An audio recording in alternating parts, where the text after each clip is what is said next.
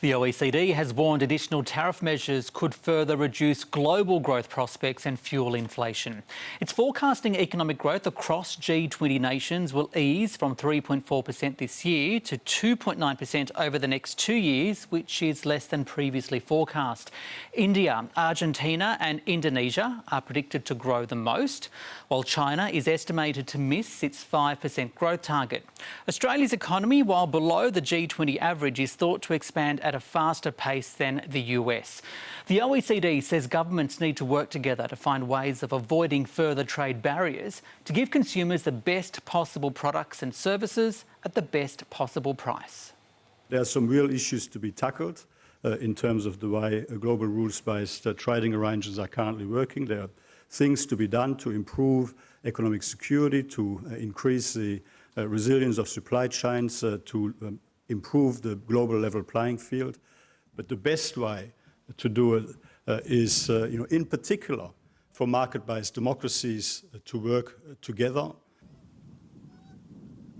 Australia's government to pay down debt, given costs associated with an ageing population and the transition to net zero.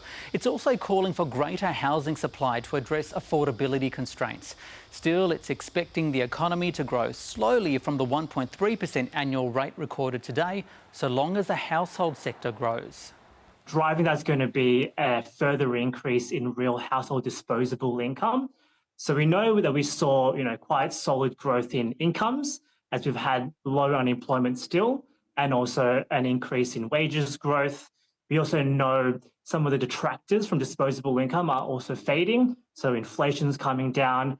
We also got lower income taxes because of the statutory tax cuts from July last year. And also the RBA is now sort of underway with their easing cycle. Commonwealth Bank expects a 25 basis point interest rate cut in both August and September.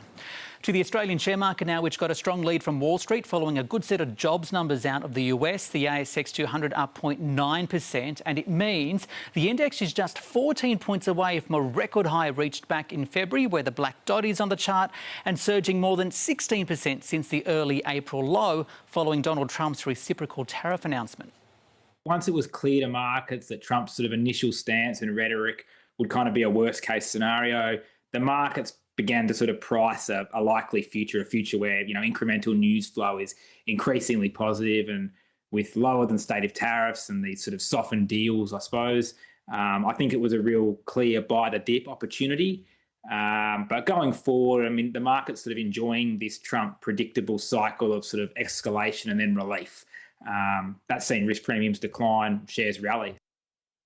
There was another milestone reached on the share market today, though. The Commonwealth Bank became the first to reach a market capitalisation of $300 billion, cementing its title as Australia's largest listed company, more than $100 billion more than BHP. Its share price cracked $180 for the first time ever. The rest of the banking sector also higher, including Westpac, even as the corporate regulator commenced civil proceedings in the federal court for alleged systemic misconduct in arranging home loans between 2019 and 2023 at its RAM subsidiary. And that conduct includes things like falsifying income statements, falsifying customer identification. This conduct was designed to make sure that home loans were approved. And what motivated that was the commissions that those franchisees or representatives of RAMs were being paid. Westpac says the subsidiary reached an agreement with ASIC and continues to work with the regulator. The RAMS business stopped accepting new home loan applications mid last year. Elsewhere, the miners did well today, including uranium stocks, after Meta doubled down on nuclear to power artificial intelligence. IDP Education added to yesterday's large losses, but the energy sector was the best performer today, and that's as the oil price climbed 1% to nearly $65.50 US. Gold, though, fell by almost 1.5%. The Australian dollar is only a touch weaker against the greenback at 64.5 US cents. And is mixed across the other major global currencies, steady against the British pound. Well, Indonesia may be Southeast Asia's largest economy, but it's expanding at the slowest rate since 2021, and it would appear that slowdown could be impacting one of its religious festivals. Cattle traders in West Java province typically expect a surge in cattle sales ahead of Eid al-Adha, also known as the Festival of Sacrifice, which falls on Friday. One trader said this time last year he had already sold 100 cattle, but not this year.